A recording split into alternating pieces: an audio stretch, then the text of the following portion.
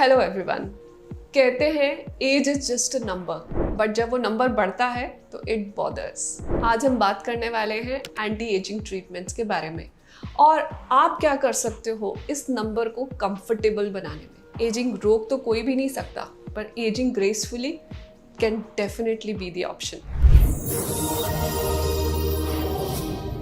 अब एजिंग के साइंस ही क्या होते हैं? एजिंग के साइंस होते हैं आपका वॉल्यूम लॉस, आपका पिगमेंटेशन होना, स्किन के अंदर सनस्पॉट्स आना, फाइन लाइंस आना, रिंकल्स आना, टोन खराब होना, स्किन का टेक्सचर खराब होना, हेयर में आपकी डेंसिटी खराब होना, हेयर में जो आपका थिनिंग है वो भी सब हमारे एजिंग के ही प्रोसेसेस हैं। अब आप क्या कर सकते हो इस एजिंग को बचाने के लिए? तो जैसे मैंने आपको समझाया कि एजिंग बहुत सारे फैक्टर्स से हो रही है। एनवायरमेंटल फैक्टर्स हैं, फिर आपकी बॉडी के फैक्टर्स हैं, फिर आपके माइंड के भी कुछ फैक्टर्स हैं जैसे कि स्ट्रेस। अगर हमें एजिंग को किसी हद तक कंट्रोल करना है या उसको थोड़ा सा रिड्यूस करना है तो हमें तीनों चीज़ों पे काम करना पड़ेगा।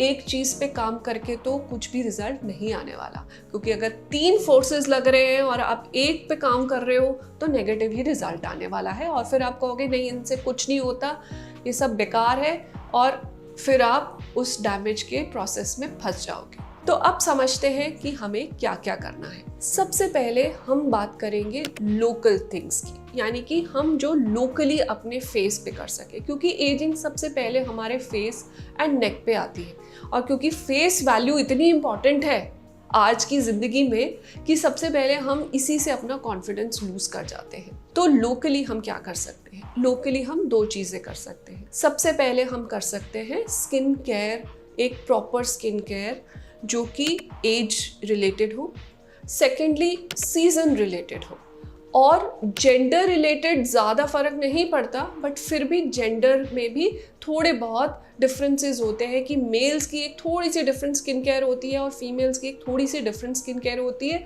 Just because of the texture of the skin, और कोई रीज़न नहीं है।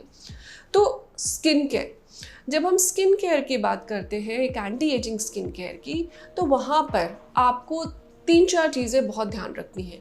सबसे पहले तो आपको एक बेसिक क्लेंजिंग यूज़ करनी है जो कि नॉन ड्राइंग क्लेंजिंग हो, यानी कि वो बहुत एक्सेसिवली आपकी स्किन को ड्राई ना करे, क्योंकि एजिंग के साथ कोलाजन लॉस होता है और स्किन की वाटर को होल्ड करने की कैपेसिटी रिड्यूस होती है, जिसकी वजह से स्किन में बहुत ड्राइनेस होती है। ड्राई स्किन हमेशा ज़्यादा रिंकल्स लेके आएगी और ज़्यादा पिगमेंटेशन लेके आएगी, तो ड्राइनेस को हमें बचाना है।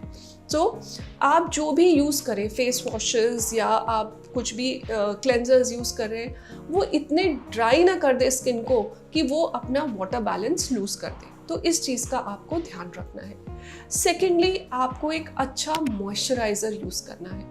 मॉइस्चराइज़र आपकी स्किन के जो ऑयल एंड वाटर बैलेंस को बैलेंस करेगा और स्किन को हेल्दी बनाएगा ताकि वो अच्छे से फाइट कर सके। अगर आप बीमार हो तो आप मैराथन नहीं भाग सकते ना, वैसे ही अगर स्किन हील नहीं कर पा रही है, हेल्दी नहीं है, तो वो कैसे फ्री रेडिकल डैमेज को फाइट करेगी? तो मॉइस्चराइजेशन आपकी स्किन के हिसाब से, वेदर के हिसाब से बहुत ज़रूरी है। कई बार जिन लोगों को बहुत स्वेटिंग होती है या जिनकी स्किन बहुत ऑयली होती है, वो क्या करते हैं, मॉइस्चराइजेशन हटा देते हैं। नहीं, हमारी तो स्किन बहुत ऑयली है, हमें तो मॉइस्चराइज़र की ज़रूरत नहीं है। नहीं, यही चीज़ आपको और डैमेज देगी। मॉइस्चराइजेशन बहुत क्रिटिकल स्टेप है। फिर हमारा आता है हमारे कुछ एक्टिव्स जो एंटी एजिंग में बहुत हेल्प करते हैं। इसके अंदर जो रेटिनॉइड ग्रुप्स ऑफ ड्रग्स है वो बहुत इंपॉर्टेंट है। आजकल आपने रेटिनॉल्स के बारे में सुना होगा, पर रेटिनॉल्स का पूरा सच मैं एक अलग से वीडियो में बनाऊंगी, क्योंकि इसके ऊपर बोलने के लिए बहुत कुछ है। पर आप ये ध्यान रखिए कि सिर्फ प्लेन रेटिनॉल उतना अच्छा काम नहीं करता जितना हमारा रेटिनल काम करता है और रेटिनोइक एसिड काम करता है, क्योंकि ये एक्टिव फॉर्म्स हैं। इसके ऊपर मैं अलग से डेफिनेटली एक पूरा वीडियो बनाऊंगी एंड आपको पूरा समझाऊंगी कि कैसे इसको यूज़ करना है। बट इन द नटशेल, जब हम ये प्रोडक्ट्स यूज़ करते हैं तो सेल का टर्नओवर इंक्रीज हो जाता है, यानी कि सेल जल्दी से मल्टीप्लाई होते हैं और एक हेल्दी स्किन को हमारे को देते हैं। तो ज़रूरी है इनको छोटी क्वांटिटीज़ में अपनी स्किन केयर में इनकॉर्पोरेट करना। तो ये तो बात हो गई कि हमारी स्किन केयर। अभी हम बात कर रहे हैं लोकल ट्रीटमेंट्स, लोकल मेथड, जिसमें फर्स्ट पॉइंट था स्किन केयर। अब सेकेंड पॉइंट यानी कि देखिए, जो भी हम क्रीम्स, मॉइस्चराइजर्स, क्लेंजर्स लगाते हैं वो सरफेस तक ही काम करते हैं, और एक्चुअली कहानी होती है नीचे second layer of the skin पे जाने की और उसको रीजनरेट करने की, राइट?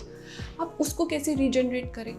उसको रीजनरेट करने के लिए एंटी एजिंग प्रोसीजर्स में आपको इन्वेस्ट करना चाहिए, क्योंकि वो ही ऐसे प्रोसीजर्स है जो नीचे जाके स्किन की डर्मल लेवल पे जाके उसको सेलुलर टर्नओवर बढ़ाएंगे, ब्लड इंक्रीज करेंगे, और जो हमारे फैट पैड्स हैं, जिनकी जो फैट एक्यूमुलेशंस है, फैट पैड्स होते हैं हमारे स्किन में, जब तक वो नेचुरली हेल्दी और सपल रहते हैं तब तक हमारी एजिंग कंट्रोल रहती है।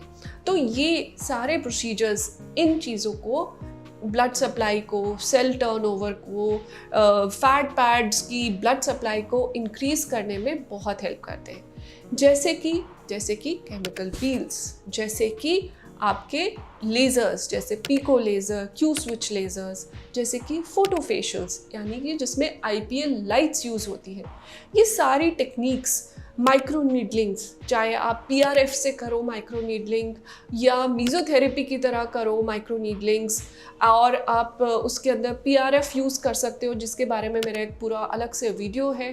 वो जब हम स्किन के अंदर पेनिट्रेट करते हैं with via injections and micro needlings, वो स्किन को जाके रीजनरेट करने लग जाते हैं। तो ये प्रोसीजर से भागिए नहीं, because this is an answer to the deep science of anti ageing, right? अब हम आते हैं second important pillar of anti ageing, body. अब बॉडी के अंदर भी तो रीजनरेशन चाहिए, क्योंकि वो भी तो डैमेज हमारी स्किन के ऊपर डाल रही है, और स्किन तो सबसे बड़ा ऑर्गन है हमारी बॉडी का। तो उस लेवल पे आप क्या कर सकते हैं? सबसे पहले अपने डाइट पे ध्यान रखिए। डाइट में बहुत इम्पॉर्टेंट है, जैसे आप एज होते हैं उसमें सप्लीमेंटेशन ऐड करने का। अब बहुत सारे लोग मुझे कहते हैं नहीं हम दवाई नहीं खा सकते। नहीं, सप्लीमेंटेशन दवाई नहीं है। सप्लीमेंटेशन वो चीज़ है जिससे आपको दवाई खाने की ज़रूरत नहीं पड़ेगी, क्योंकि नेचुरल सोर्सेज से हमें वो बॉडी की रिक्वायरमेंट पूरी नहीं हो पा रही है, इसलिए हम उसको सप्लीमेंट कर रहे हैं। तो प्लीज़ ये माइंडसेट गलत है कि वो दवाई है इसलिए हम तो दवाई नहीं खाते। दवाई नहीं है, वो आपकी बॉडी का सोर्स है उस न्यूट्रिशनल चीज़ के लिए जो उसको हेल्प करेगी एंटी एजिंग को फाइट करने में, जैसे कि D3, B12, ओमेगा 3 एंड आपका multivitamins, antioxidants and most importantly protein, because ageing के साथ प्रोटीन ब्रेकडाउन होता ही है, और प्रोटीन आपकी सेल का स्ट्रक्चर बनाने में, पूरी बॉडी में बहुत ज़रूरत है प्रोटीन की। कई बार मैंने देखा है लोग मुझे आके कहते हैं नहीं प्रोटीन सप्लीमेंट्स की तो प्रोटीन से मोटे हो जाते हैं, प्रोटीन सप्लीमेंट्स तो बेकार है, दे आर अ फैड, ऐसे नहीं लेना चाहिए। But that's a wrong thing. Protein is very very important for your body, सबसे इम्पॉर्टेंट प्रोटीन है। तो प्रोटीन को भी आपने नेचुरल, जैसे मैक्रोज है, आपने कार्बोहाइड्रेट्स लिए, फैट्स लिए, उसी रेशियो में प्रोटीन को इंटीग्रेट करना भी ज़रूरी है, स्किन हेल्थ के लिए, हेयर हेल्थ के लिए, ऑर्गन हेल्थ के लिए। तो डाइट एंड न्यूट्रिशन बहुत ज़्यादा ज़रूरी है आपके बॉडी के लेवल। एंड डेफिनेटली एक्सरसाइज का मतलब ये नहीं कि आप 2-4 घंटे जिम में लगा दो, no. The newest trends of exercise say कि exercising just 15 minutes a day can give your body a very healthy boost in terms of good hormones release होते हैं, आपका stress levels कम होता है, आपका कोलेस्ट्रॉल बेटर होता है, आपका कोर स्ट्रेंथन होता है। तो जस्ट 15 मिनट एक्सरसाइज आपको एक डोज ऑफ एंटी एजिंग ज़रूर दे सकती है। And third pillar of mind, कहते हैं कि body is the workshop of the mind, यानी कि हमारी जो बॉडी है उसमें अगर हमारा माइंड कंट्रोल्ड में है तो सब कुछ ठीक है। स्ट्रेस आज की दुनिया का सबसे बड़ा फैक्टर और सबसे बड़ा हुआ है स्ट्रेस। कोई स्ट्रेस है, छोटे से छोटा बच्चा भी स्ट्रेस्ड है, बड़े से बड़े लोग भी स्ट्रेस्ड है, पर ये स्ट्रेस जो हमारे दिमाग पे होता है हमारी बॉडी की हीलिंग कैपेसिटी को वेवर करता है और फ्री रेडिकल जो बॉडी के प्रोसेसेस में बन रहे हैं वो बढ़ जाते हैं।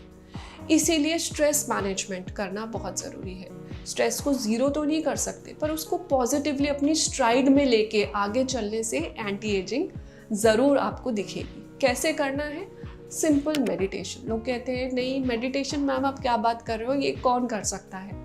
अगर आप मेडिटेशन नहीं कर सकते तो आप सिंपली जब सुबह आप उठते हैं, without getting up from the bed, without brushing your teeth, just do 15 minutes of deep breathing and before going to bed, यानी रात को सोने से पहले। उसके बाद आपको कोई मोबाइल वगैरह कुछ नहीं करना, आप सिर्फ आइज क्लोज करके 15 मिनट ब्रीदिंग करिए। इस सिंपल टेक्निक को करने से आपके बॉडी की जो हीलिंग कैपेसिटी है वो एग्रीवेट हो जाती है और जो आप रात को सोओगे उसके अंदर आपको एक बहुत अच्छी हीलिंग मिलेगी, जिससे कि आप जब मॉर्निंग में उठोगे you will definitely see a change. पर हाँ, ये चेंज ओवरनाइट नहीं होने वाला। आप सोचो कि आज मैंने हफ्ता भर किया, अभी तो कुछ नहीं हो रहा, अभी तो कुछ नहीं हो रहा, ऐसा नहीं है।